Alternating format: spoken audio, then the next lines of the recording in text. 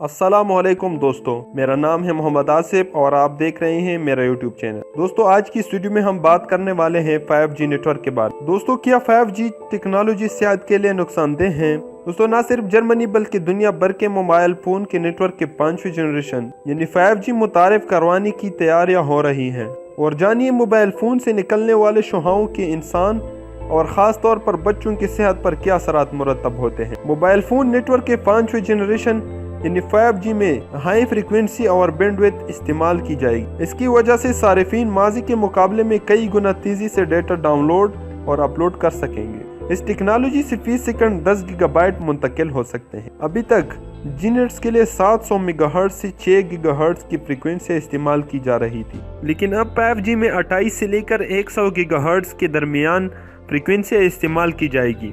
मुआवजा करने की सूरत में इसका मतलब यह है कि 4G इंटरनेट 3G से 10 गुना तेज था, लेकिन अब 5G 4G से 1000 गुना तेजी से काम करेगा। स्वीडन की टेली कम्युनिकेशन कंपनी एरिक्सन के अंदाजों के मुताबिक सन 2024 में दुनिया की 40% आबादी 5G इस्तेमाल करेगी। क्या हमें इसका फिक्र होना चाहिए? हाल ही में दुनिया भर से तकरीबन 250 साइंसदानों ने अक़वाम मुत्तहिदा में एक पटिशन दायर की थी, जिस पर हाल में इदारा बराए सेहत WHO ने दस्तखत भी किए थे। इसमें माहिरीन ने खबरदार करते हुए लिखा था कि स्मार्टफोन या फिर रेडियो एंटीना से निकलने वाले शुआएं बरक़ी मकनातीसी मैदान EMF पैदा करती हैं, जिनसे कैंसर के खतरे में इजाफा हो जाता है। इसमें खबरदार करते हुए कहा गया था इसके असरात में कैंसर, बढ़ते हुए खतरात, सेलुलर स्ट्रेस, खतरनाक मॉलिक्यूल्स का इखराज, जीनियाती नुकसानात, तौलीदी निज़ाम के साख्त और पहाल में तब्दीलियाँ, सीखने और यादाश्त के अमल में कमजोरी शामिल है। इसमें यह भी शामिल है कि मोबाइल से निकलने वाले शुआओं से इंसानी रवैये के साथ साथ अहसाबी निज़ाम भी मुतासिर होता है।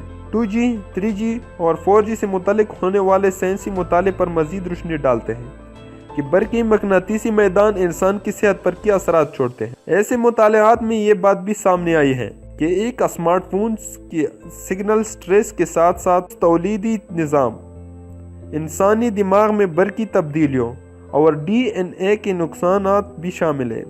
साइंसदानों का खबरदार करते हुए कहना था कि इससे सिर्फ इंसान ही मुतासिर नहीं हो रहे, बल्कि बरक़ी मकनातीसी शुआएं जानवरों और पौधों को भी मुतासिर कर रही हैं। सारा ड्राइसन यूनिवर्सिटी की मशहूर आहन यूनिवर्सिटी में बरक़ी मकनातीसत और माहौलियाती मुताबिकत के शोबे से वाबस्ता हैं।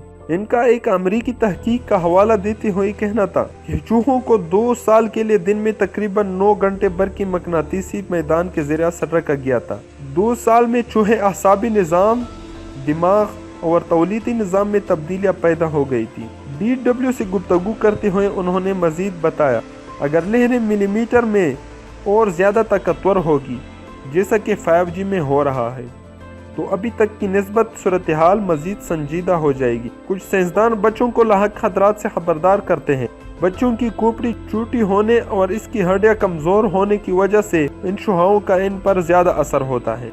दरे असनाद जर्मनी यूनिवर्सिटी में रेडिएशन से मुतहफ़्फ़ुज़ की वफाकी दफ्तर BFS ने 5G टेक्नोलॉजी की इंसानी सेहत के खिलाफ खतरात जानने के लिए बुनियादी तहकीक करवाने का मुतालबा किया है, क्योंकि इस मुल्क यानी पाकिस्तान में भी जल्द ये टेक्नोलॉजी मुतारफ करवा दी जाएगी। Thanks for watching.